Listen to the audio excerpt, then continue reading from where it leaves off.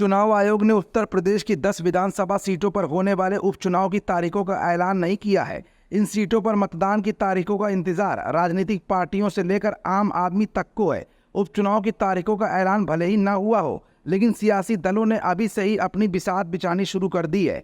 उपचुनाव में मुकाबला बीजेपी के नेतृत्व वाली एनडीए और सपा कांग्रेस के इंडिया गठबंधन के बीच देखी जा रही है।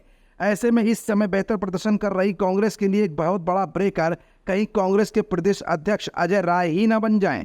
आखिर अजय राय कांग्रेस के सामने अब वो कौन सी डिमांड रखने वाले हैं, जिसे लेकर विधानसभा उपचुनाव से पहले कहीं कांग्रेस में ही आपस में मनमुटाव की स्थिति न पैदा हो जाए। आखिर अजय राय का कौन सा वो प्लान है जिसे कांग्रेस ठुकरा सकती है, और कांग्रेस अजय राय के इस फरमाइश पर फैसला लेने में क्यों 10 बार सोच रही है। ये कुछ ऐसे सवाल है जिनका जवाब आज की इस रिपोर्ट में हम आपको दिखाएंगे भी और बताएंगे भी।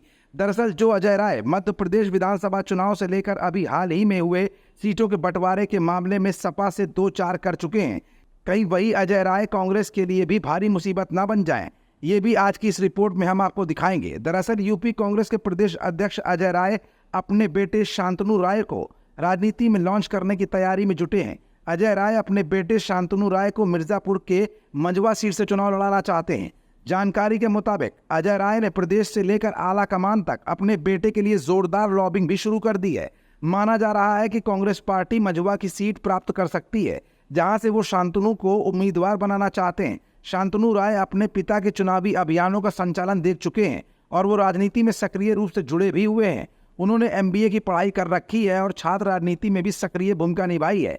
अजय राय के करीबी सूत्रों के मुताबिक मंझवा अजय राय का ननिहाल है और इस क्षेत्र से उनकी सियासी और पारिवारिक पृष्ठभूमि भी पूरी तरह से जुड़ी हुई है, इसलिए वो अपने बेटे को यहीं से राजनीतिक सफर की शुरुआत करवाना चाहते हैं। फिलहाल कांग्रेस पार्टी 10 उपचुनावों में से 5 सीटों पर चुनाव लड़ने की योजना बना रही है, जिसमें मंझवा सीट को प्राथमिकता दी जा रही है। समाजवादी पार्टी भी इस सीट से रमेश बिंद को उम्मीदवार बनाना चाहती है, जिन्होंने भाजपा के सांसद रहते हुए टिकट कटने पर समाजवादी पार्टी का दामन थामा था और अनुप्रिया पटेल जैसी बड़ी नेता को चुनौती भी दी थी।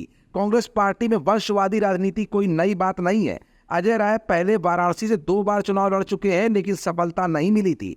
ऐसे में उनका अपने बेटे के लिए मंझवा सीट पर दावा करना स्वाभाविक भी है और इसे आला कमान द्वारा अनदेखा करना मुश्किल होगा। फिलहाल इसी कश्मकश के बीच बनते बिगड़ते समीकरण अजय राय के नए प्लान को भी जन्म दे सकते हैं, जो कहीं ना कहीं कांग्रेस के लिए एक नई और बड़ी मुसीबत ना बन जाए, ये भी देखने वाली बात होगी। हमारा channel Indian news services INS like, share and subscribe करना ना भूलें। बेल आइकन पर बटन दबाएं और देखें लेटेस्ट खबरें INS पर। INS, हर भारतीय की आवाज।